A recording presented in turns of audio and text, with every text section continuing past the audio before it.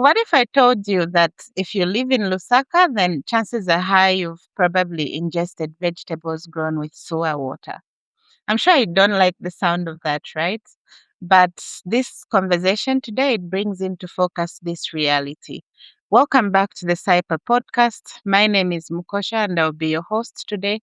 With me is Mutale Mwango, who did some quite thought provoking research in the area of wastewater and farming here in Lusaka. So, welcome to the podcast. Thank you very much, Mukosha. I'm glad to be here. I'm also so glad to have you here because what you researched into really affects all of us. But we never stop, you just go, you buy vegetables, and you don't put in mind where this could be coming from. So maybe you could start from what intrigued you to get into this field of study and some of the interesting findings you. Thank you very much. So, what made me get into this kind of study is the importance of uh, agriculture and specifically informal uh, agriculture in Zambia's food systems, and specifically when we talk of urban areas. So most of the food that we consume are coming from the informal side of businesses, especially when we talk of vegetables, nuts, and the like. So these are things that are grown by our farmers here in the city, in within the city boundaries, and also in the peripherals of Lusaka. So some of the vegetables or farm products are sold within the local market, and they also find their way maybe at Soweto Market, Zambia's biggest market, but somehow the vegetables find their way in supermarkets through intermediaries. So from that, you can see that most of us, in one way or the other, have consumed vegetables that are grown from these areas, and that's what really made me want to focus on this, so that it's something that can come into policy conversations. Mm-hmm. And thank you for that. But now I'm wondering, from what you have said, it's so clear that now urban farming here in Lusaka has become a big source of livelihood, right? So, what would you say is really, why would you say it's become central to livelihood today? And beyond that, why do you think people use wastewater rather than actual clean, fresh water? Thank you very much. That's a very good question. So, to start with, urban farming is not a new phenomenon. It's something that has always been there from the 70s uh, Mm, all the way up to this time. So, what used to happen in the past, before Lusaka was very developed, we had a lot of open spaces within the city. I remember growing up in Nyumbayanga, we used to grow maize in some of the open areas that were unoccupied, and almost every family had a field where they could grow maize and all sorts of crops during the rain season.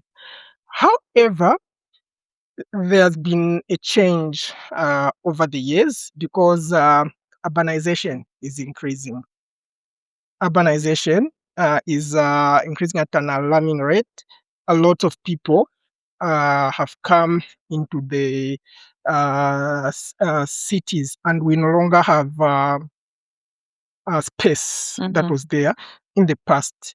For example, some areas that were just a bush in the past, like in Nyumbayanga, mm, where we used to go and play as children, do all sorts of things, now have houses there. People have built, they have been given out as plots. So land is also scarce, and as a result, the only land that is there sometimes is around uh, contaminated streams like the Ngwelele stream. Mm. And so during a dry season, when water is scarce, that's when a lot of activity happen along these contaminated streams. Of course, there are still spaces available where people do farming within the urban areas, and mostly it's in the rain season. When the rain season starts, they'll grow their maize, they'll plant their groundnuts, and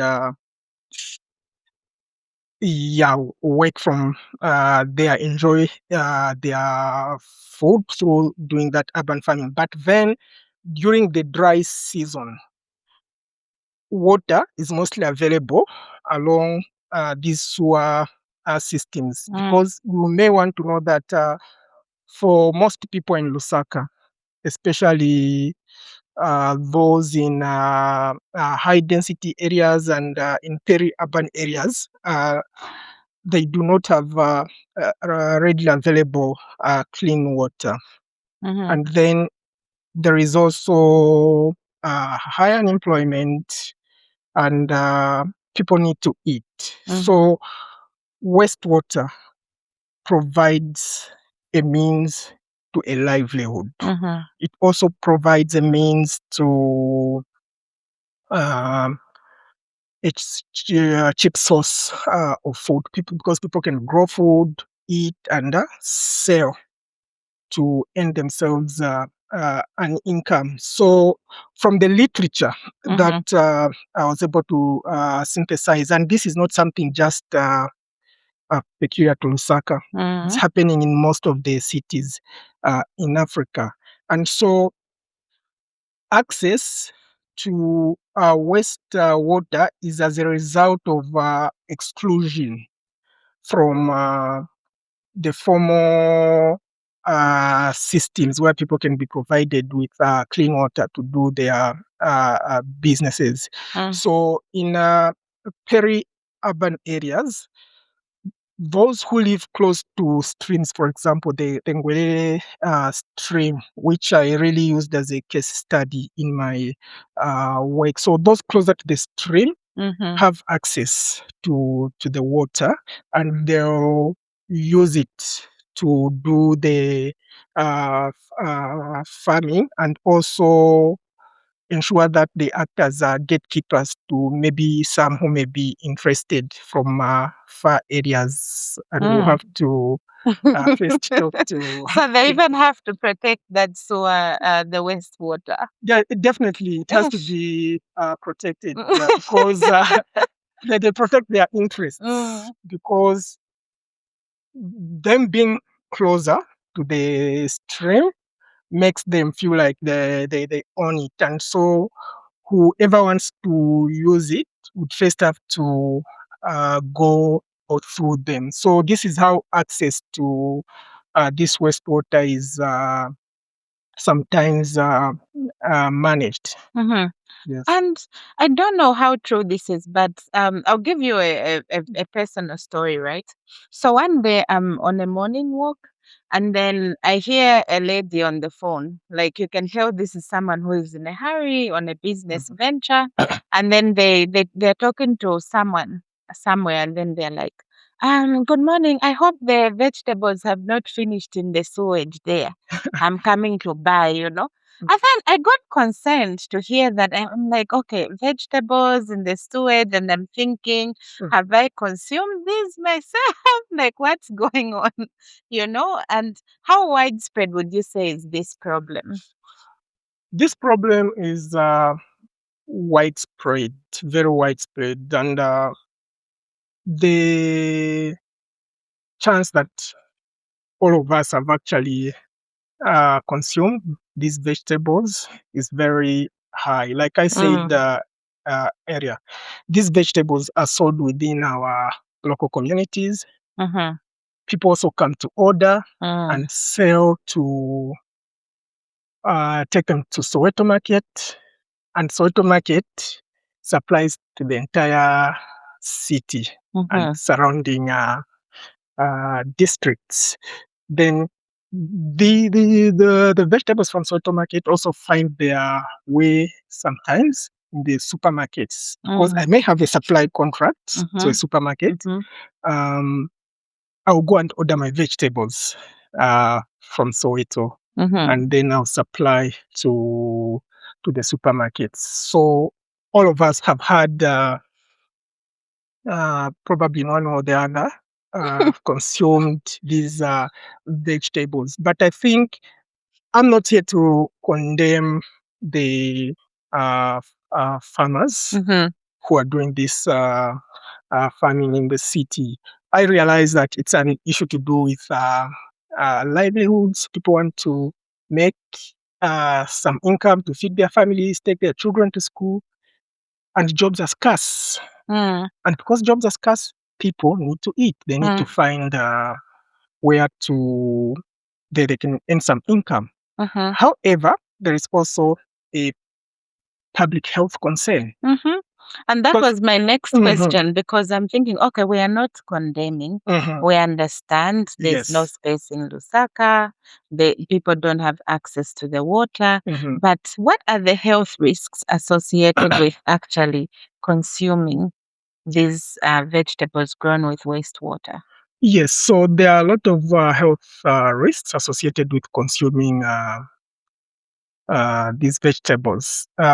First and foremost, that water, for example, the Ngwere stream, it carries a lot of impurities.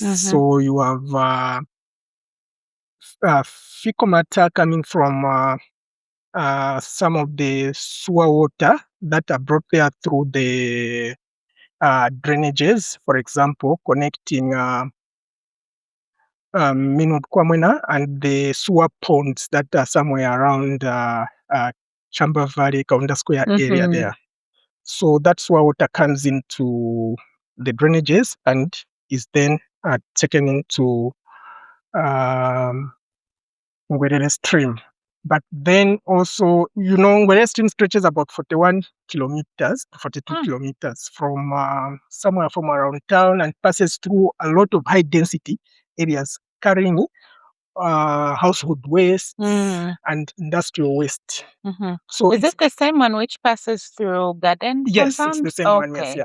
So it's highly contaminated, and that water, in terms of risks, we can put it on different levels. It has serious risks to the growers themselves, serious risk to the soil, which gets contaminated. So the environment is affected. Apart from that, we people who are consumers of those products are at risk of diseases that come as a result of consuming the pathogens found in the water. So there is risk to, for example, skin contamination to those who grow. Then there is risk to those of us who consume. And interestingly, in areas like Minot Kwamwena, they've been one of the areas where cholera first starts. Yes, we've had a lot of cases to do with cholera starting from around those areas. So apart from cholera, there are many other dangers that are associated with consumption of vegetables grown from untreated wastewater. And so the key word is actually untreated wastewater, because if sewer is treated, it means that all those other things are removed, and then it's good It's for safe use. Yeah, again. it's safe for use. Yeah, but the water that I'm talking about, and that passes through Werere stream, is untreated wastewater, and it puts all of us at risk. So there is need to come up with, I think, different ways policies that can help manage that. Mhm. Yes. You mentioned something about cholera, and I'm here Mm, thinking, in the way we cook, right, in the mm, kitchen, some people are like, oh no, I don't like my vegetables all the way cooked. I still want them to be crunchy and all of that. And so you find some people undercook their vegetables. mm. So do you think that could also be, if someone consumes, obviously it's been grown with wastewater. Do you Yes. think then it could manifest in some type of infection, maybe even cholera? Exactly. Because if the vegetables or fruits are not properly washed, Mhm. it means we are going to consume them with the germs that they come with from wherever they've been sourced. Mhm. And like you've said, most of our vegetables, we want them not uh, Mm. overcooked, but also the cleaning process sometimes is not uh, thorough. We take Mhm. things for granted because we don't know where they're coming from. So chances are very high of getting infections from consuming fruits and vegetables coming from sources that are not very hygienic. Mm. And you've interacted with a lot of farmers to do your study. Yes. You are a farmer yourself, you told me earlier. So, can someone differentiate by looking to say this was grown with such water, this was grown with such water? It's you can't tell. Mm. You can't tell. Yeah. That's why even if you go to the market and you want to buy vegetables, you look Mhm. at the vegetables that are looking very Healthy. healthy. And those are the ones, of course, that you go with because you don't know where they've come from, and you just have the faith Mm. that these were grown using uh, clean Mm. water. So going forward, that's why we need different players to come together because this is not a small thing. It's a national challenge. It's a disaster Mm. waiting to happen. As a researcher, I Mhm. believe we shouldn't rush at condemning the growers Mhm. or removing them because we'll be creating another big problem. That's their livelihood. But then the challenge is the growing of vegetables using wastewater is usually done informally Mhm. in informal settings, Mhm. and these informal settings are not part and parcel of our policies. They are not part and parcel of the planning unit Mhm. in Lusaka. So when city planning is happening, these are not taken into consideration. So they operate outside the formal frameworks. And yet, and that's where the paradox is, Mhm. and yet they are the biggest suppliers Mhm. of food items, Mm. especially vegetables, Mhm. in our city. Mhm. If you look at the population of our city, when we talk of densely populated areas, Mhm. we are talking of these compounds like Kanyama, Baoleni, and all these other compounds. Where do all of us, even people in Kablonga, in some of the middle income areas, most of the people get their food from the markets. Mhm. We do not know where that food is coming from. It is up to the government, up to all the players involved to make sure that the population is protected from Mhm. consuming dangerous products by ensuring that we have proper policies that guide the farming in such areas. We Mhm. need to come up with means and ways of ensuring that even when vegetables or fruits are grown from or irrigated using wastewater. It must be water that has been well treated using or farmed using proper methodologies that Mm. take into consideration the healthy aspect. Mm-hmm. I'm now wondering, does it mean then that this wastewater usage is basically as a result of poorer communities not having access to safe water?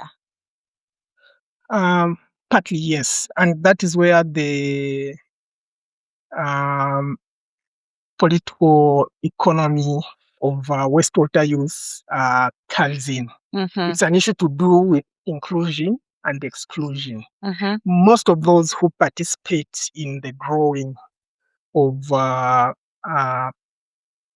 farm products using wastewater, people have been excluded from the formal systems. Mm-hmm. And wastewater is the closest resource that they can access and use to earn a livelihood. Mm-hmm.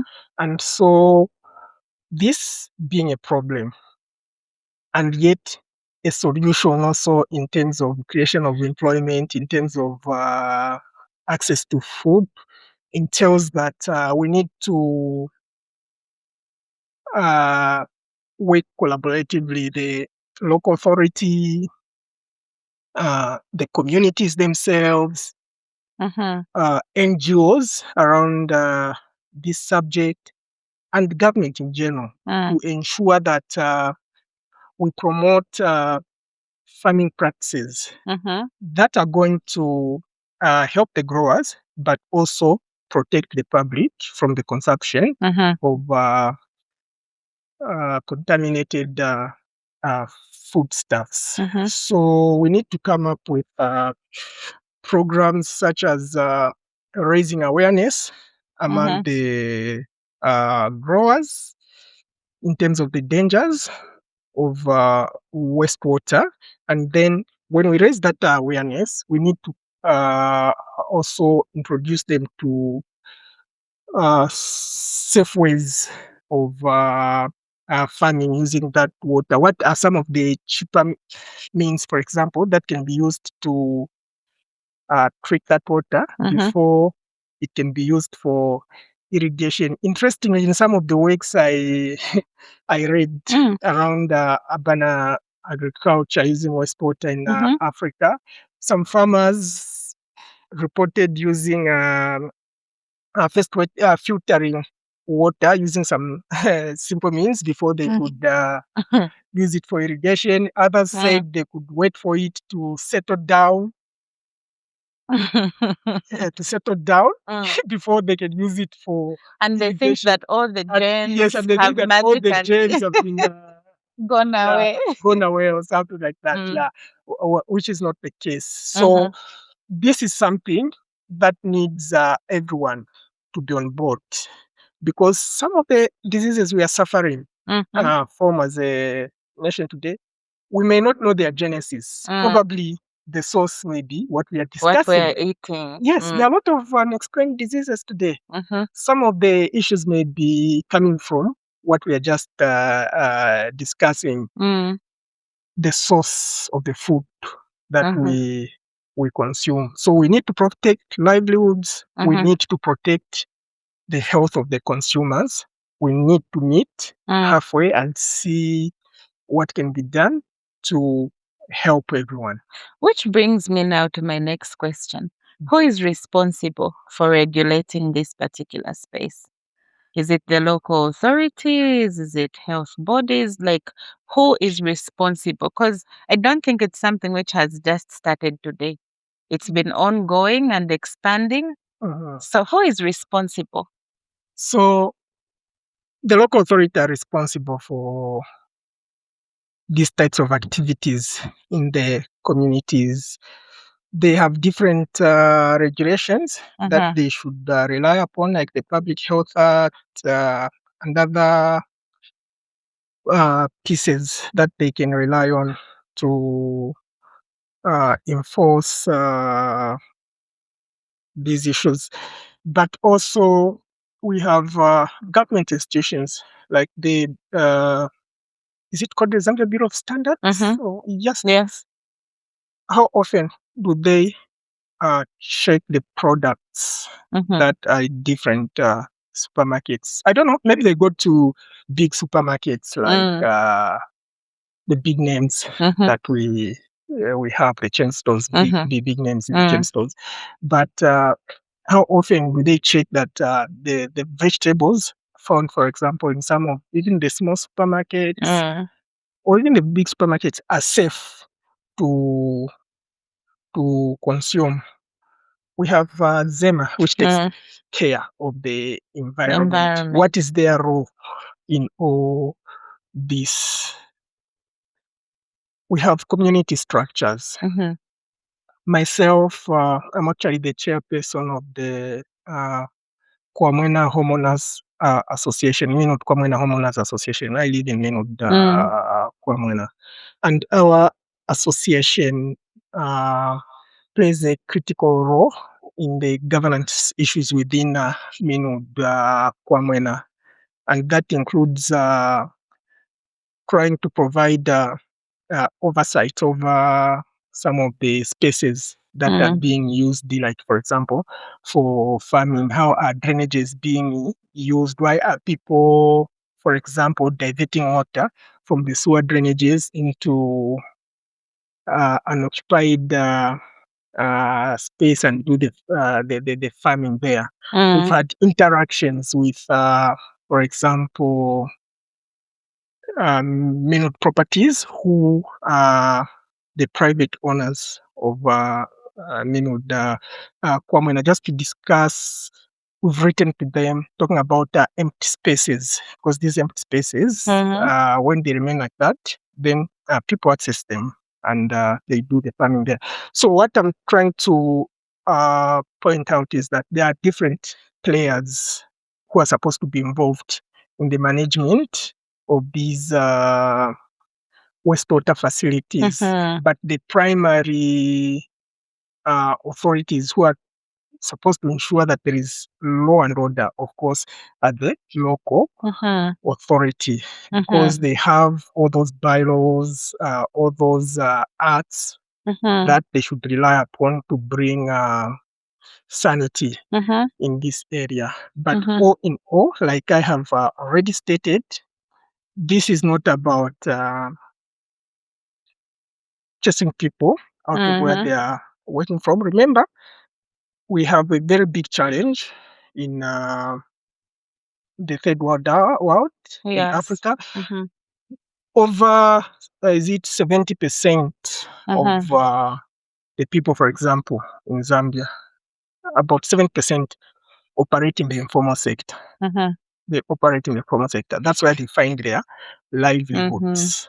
And so the informal sector should not just be looked at as a peripheral issue. It's something that should come on the table. It's something that should be included in policy discussions. It's something that should be talked about in the boardrooms where decisions are being made. So when I talk about these different players who should be involved in these matters, including local The council. community, yes, the Mhm. local council, the Mm. local communities, I'm talking about finding proper solutions Mhm. that are going to bring about a win-win situation for the grower, Mhm. for the consumer, for the government, and everyone else involved. Because at the end of the day, what we want Mm. is a cleaner city, a health city, health citizenry. If we achieve that, it works for the betterment of Mhm. everyone. Mhm. So it sounds to me, from what you have said, that really the governance of these wastewater bodies are quite fragmented at the moment. But given what we are discussing here, it sounds like such a ticking time bomb. Would you say that it would make sense to sort of come up with a body specifically to look into this situation to avert some? looming crisis?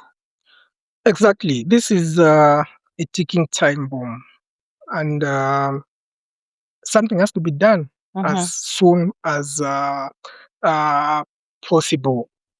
We can, as a country, like you have said, come up with uh, a body of experts Mm-hmm. that can zero in on this and try to find a solution. Otherwise, there is a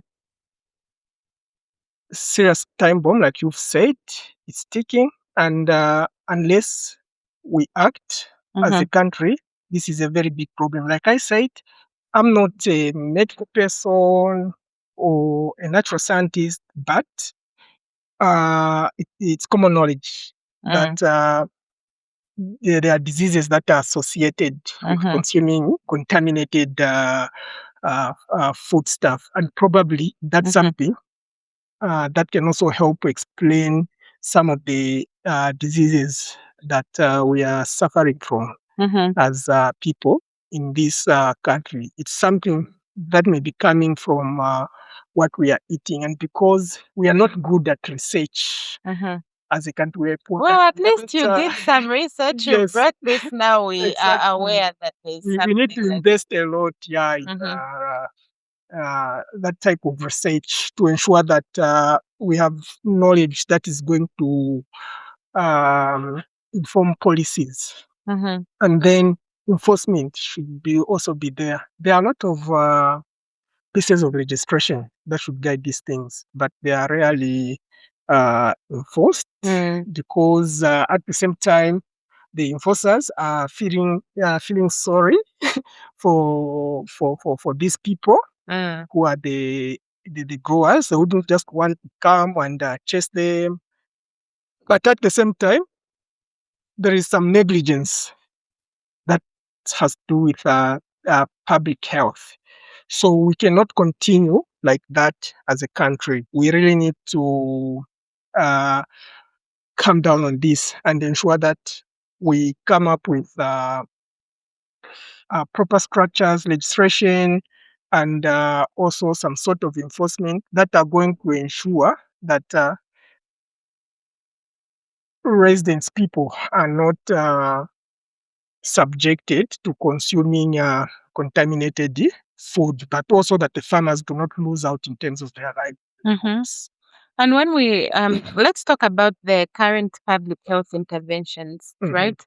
Would you say they are sufficient or they are mostly reactive? They're reactive.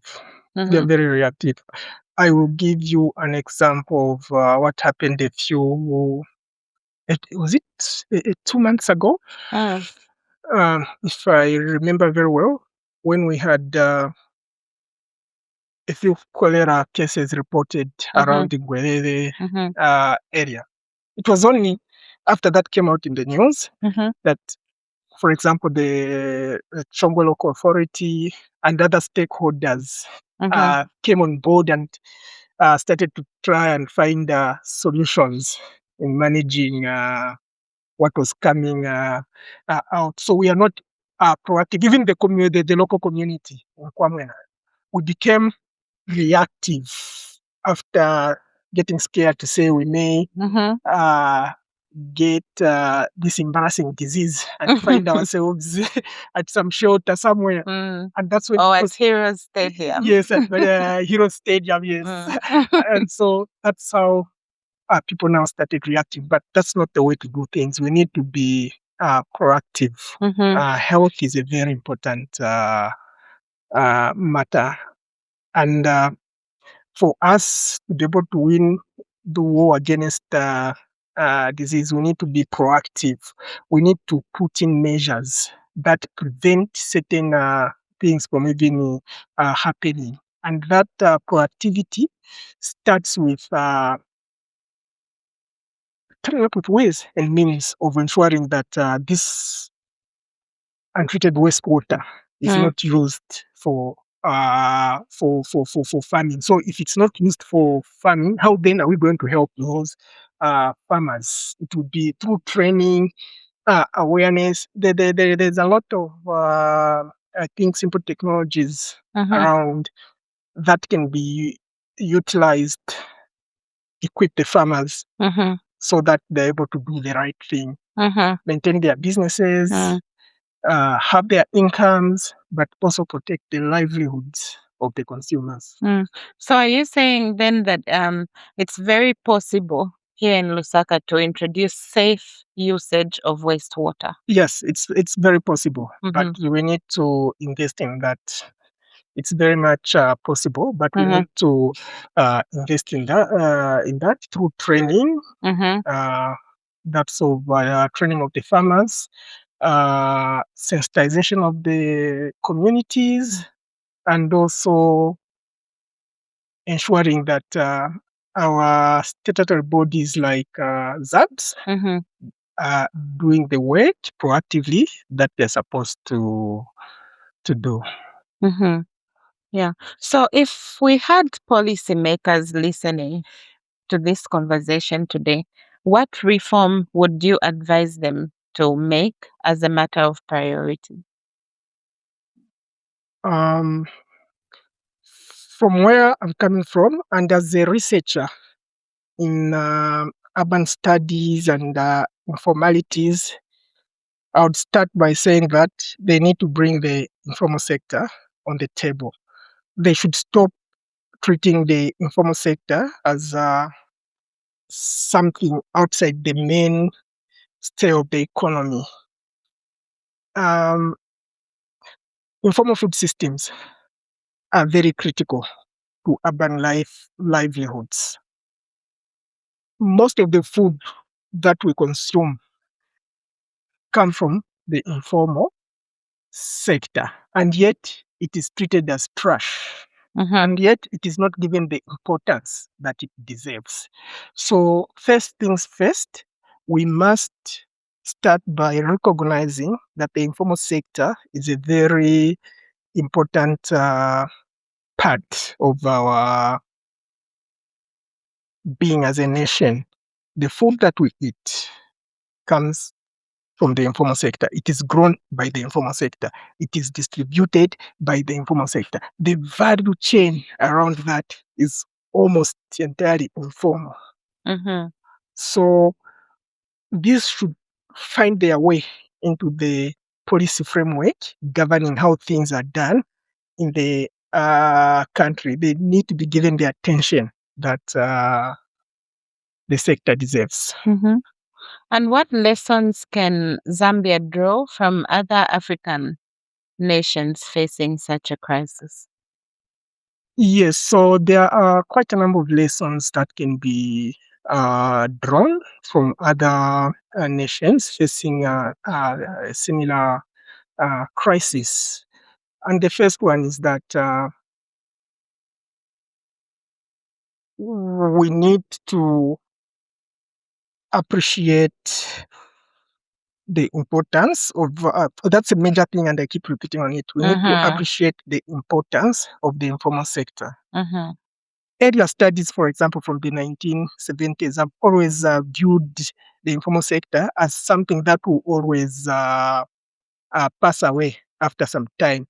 So they've been promoting formalization, and yet informality has persisted to date, and there is no evidence actually showing that it will die a natural death, it will go away. It is actually being embedded within the global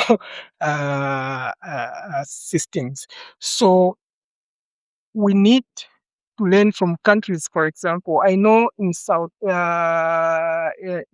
Africa, some of the people within the informal sector are being integrated within the formal systems.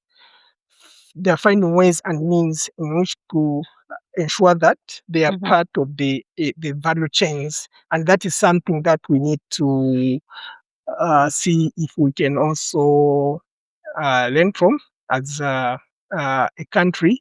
Let us protect this sector. Let us ensure that the different players within the value chain are protected to ensure that whatever they are contributing Mm.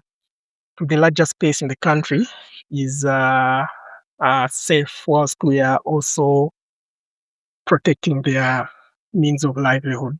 Mm-hmm. Uh, Thank you so much.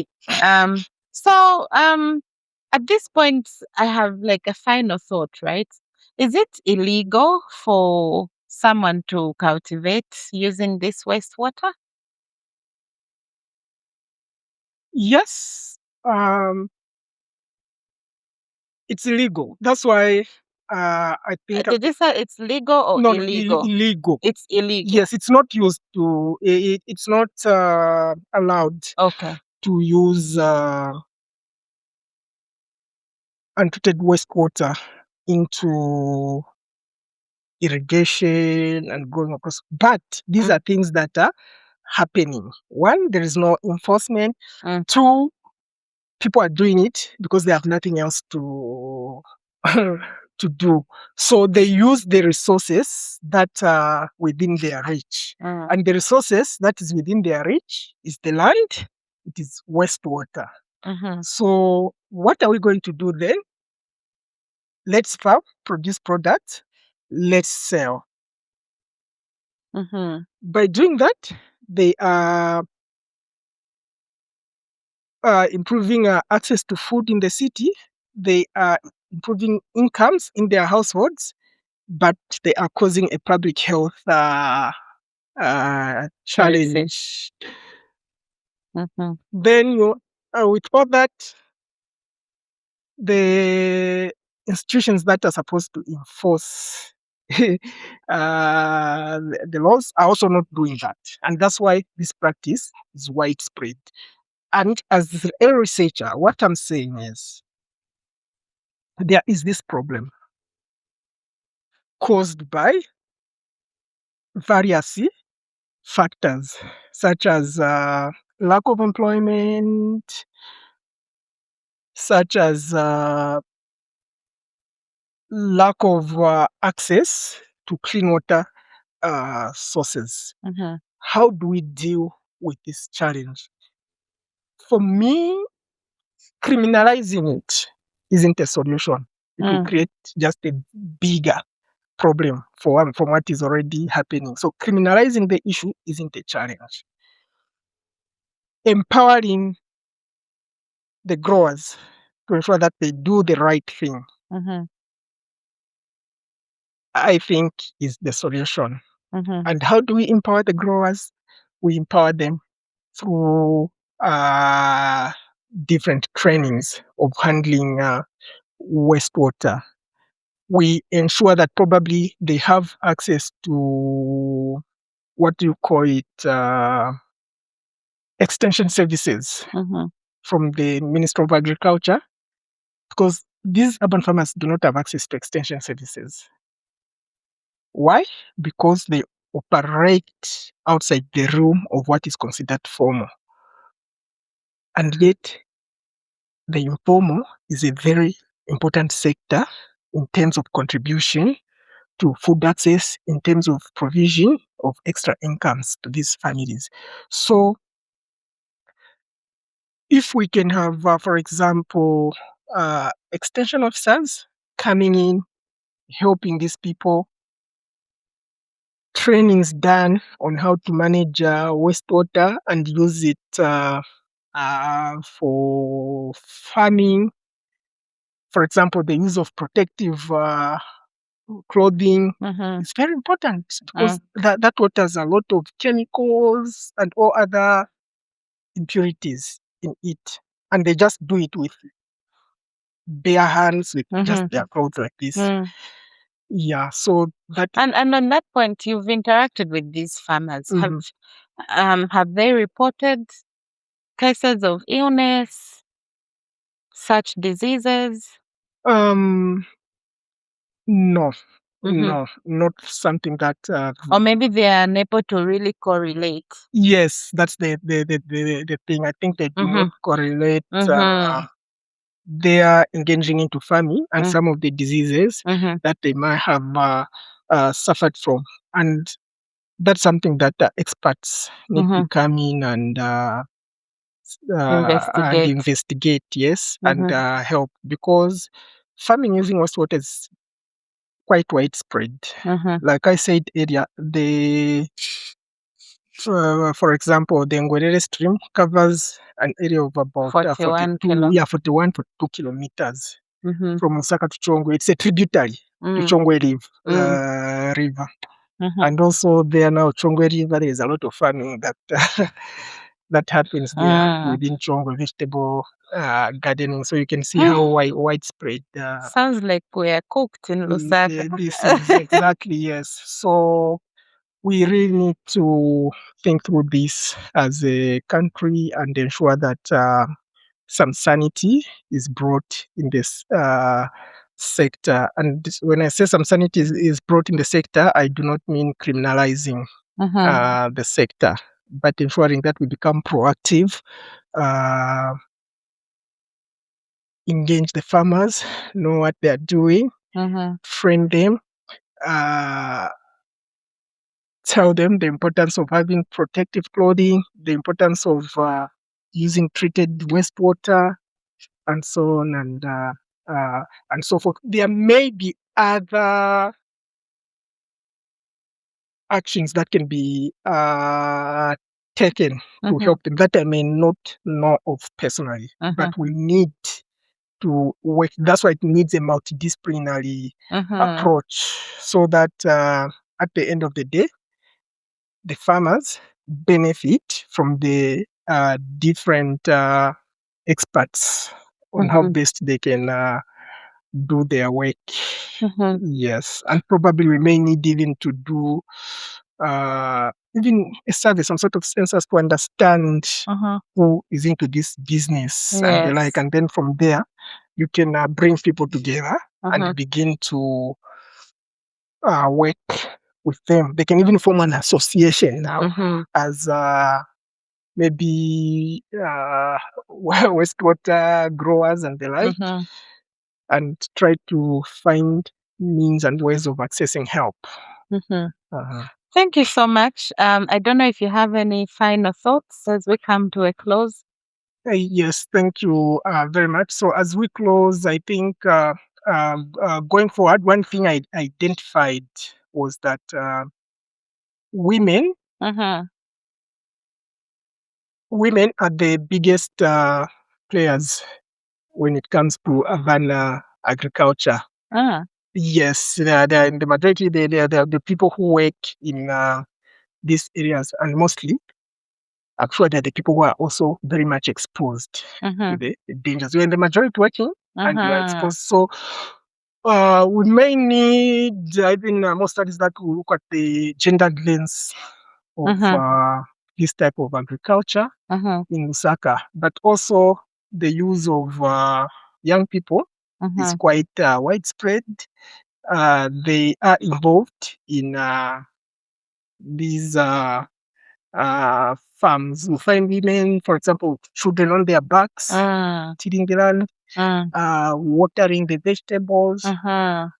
These people already are vulnerable, but they are being exposed to all these Mm-hmm. dangers. So Toxic. yes, toxics. Yeah. So Yeah. that's something that needs to be looked at Mm. in future research, but also in coming up with policies in Mm-hmm. this area. Mm-hmm. Mhm. Thank you so much. It's really been an insightful conversation. And to our viewers, thank you for joining us. I hope you've picked one or two. For me, my mind is blown by just the fact that all of us at one point or another have ingested vegetables grown from wastewater. And to the policymakers, we hope that you can look into research such as this and possibly do more work to ensure that we have a safe environment and we don't have to think twice before buying vegetables on the market. Thank you once again for joining us. We'll see you in the next one.